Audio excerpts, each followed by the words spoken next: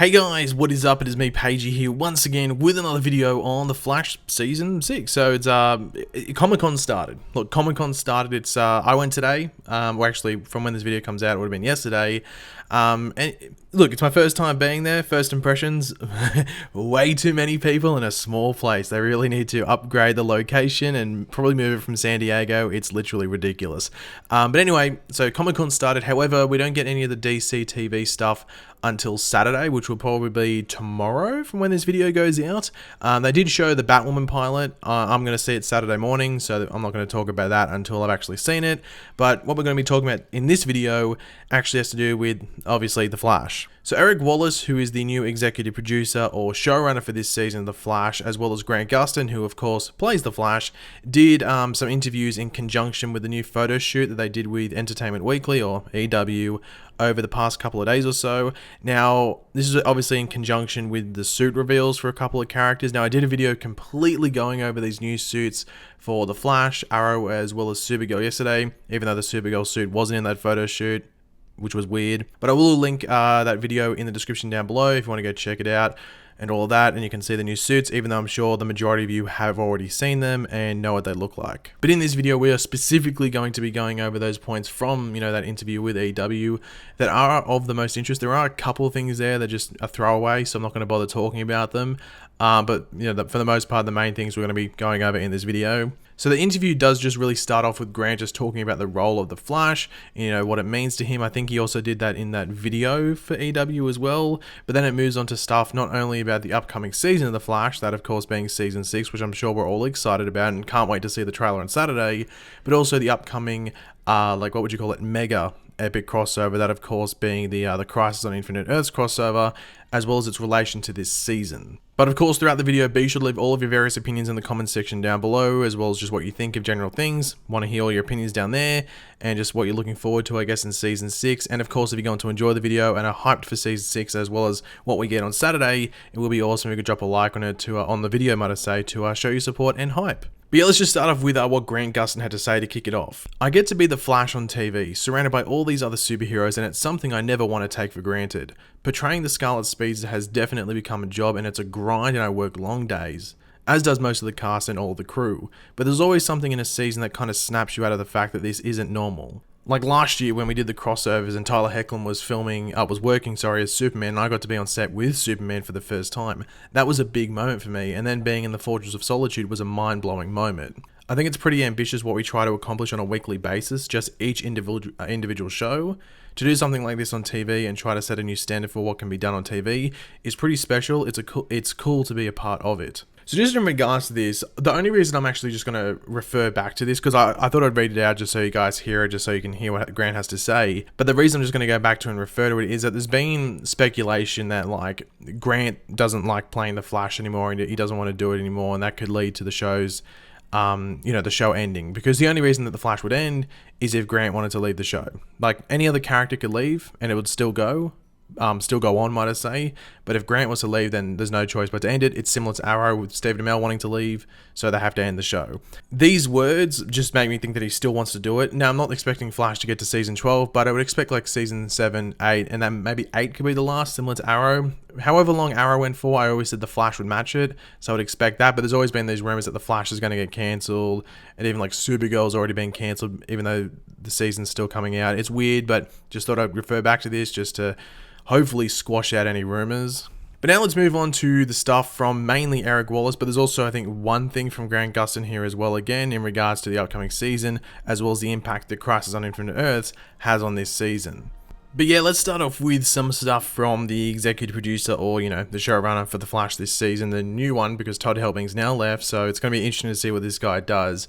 But everything we're hearing, it sounds pretty good. But this is Eric Wallace, so he starts off by saying, if Season 4 was a little bit more humour, and Season 5 was a little bit more spectacle, and Season 6 will have a little more heart. I want to deepen character emotion. It allows us to not shy away from the big elephant in the room of Nora passing. That is something that Barry and Iris must deal with in Season 6 in order to be the heroes and supportive couple that they are. So in regards to this, it is going to be interesting to see what the tone is for Season 6, because I actually think Season 5 had a pretty good tone. And I think it has the tone that the Flash needs more of, you know what I mean? Like in regards to when it's Team Flash and like family stuff, if you want to call it. It is a, you know, a nice tone. It's a light tone stuff. But then you have your villain. It can have its darker moments, but it isn't full on like season 3 dark, where it's just almost like borderline depressing. You know what I mean? Like it has to have some balance. So hopefully season 6 does have that, because I think season 5 had a pretty good balance, regardless of what you think of Cicada as the villain. If you take, you know, he or she out of that, the tone that season had, I think was pretty much was what the Flash needs. So in regards to season 6, hopefully they'll deal with that, and deal with that in a good way, might I add. And in regards to, you know, the elephant in the room of Nora passing, I think we all expected them to do something around this. It is going to be interesting to see what that means. Like, how long do they dwell on this? How long has it been since the end of season 5, or we pick up in season 6? Because we know Arrow is pretty much going to pick up and just start, you know, the Crisis journey. So what's going to happen with Flash? Are they going to skip from the end of season 5 and then season 6 picks up around the same time that Oliver would have been picked up by the Monitor that we saw at the end of Arrow's season 7 finale? It's going to be interesting. We won't know until we see it. We might get a hint in the trailer. But yeah, in regards to like how they deal with Nora's passing, I guess it matters how long it's been since, well, she passed. So yeah, we can't really go on that or talk too much about it until we know how long it's been, you know, get some context around it. But yeah. Now this next incoming part was from Grant Gustin, who says, moving toward the crossover, we're going to see the impact that losing Nora is going to have on the future. We're also going to find out more about the Crisis headline in the future newspaper and why that date changed in the season 5 finale, if the date changed. Heading toward the crossover, we're going to be dealing with that. So it is interesting that he says if the date changed. I think he's talking about like specifically like if whether like the date, like say April 20 whatever, you know, the actual like day and month, and not necessarily the year, because I think we all knew the year was going to change. It's going to be interesting to see what day it ends up being, whether it's the same day, which it most likely won't. But yeah, it'll be interesting to see what happens there.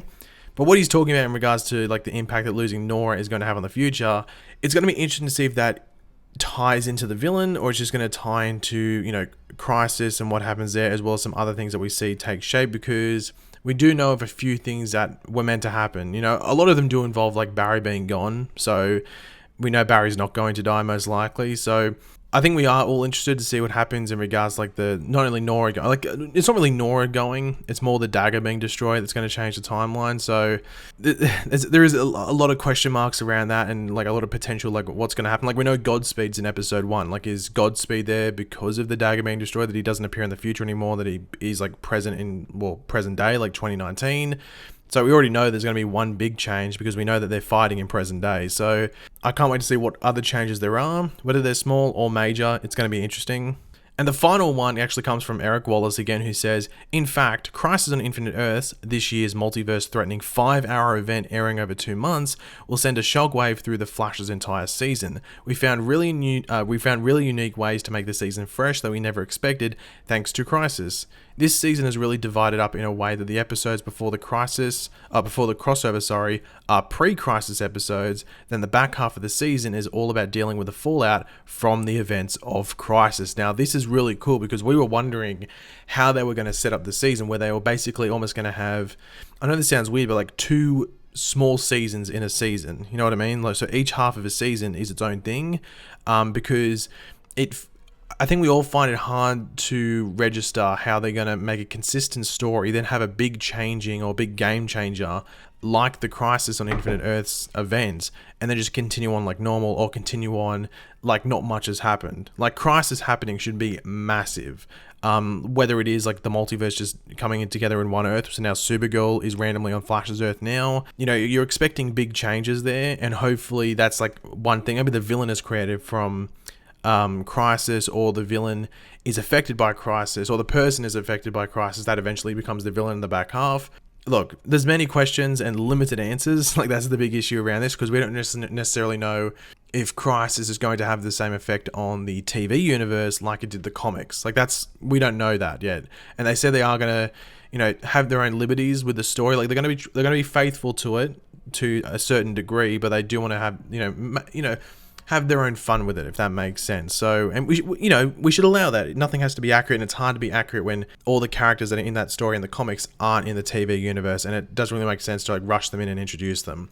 So you make the best story you can from that story in the comics with what you have on the show, on the shows, might I say. And I think we'll get that. So I'm excited to see what they do and the fallout from it. Not only in Arrow, but also, not only Flash, sorry, but all the other shows like Supergirl, mainly Supergirl, I guess, in regards to all the other shows. But yeah, guys, thanks for watching. If you enjoyed the video, it would be awesome if you could, drop a like on the video to show support. If you want to leave all of your different opinions in the comments section down below, how do you, translate all the stuff that was in this interview and your opinion, I guess, put it in the comments section down below. And if you're new to the channel, make sure to subscribe. And, in a couple of days until trailer time, so that'll probably be the next time I see you. So until then, I'll catch you later, guys. Goodbye.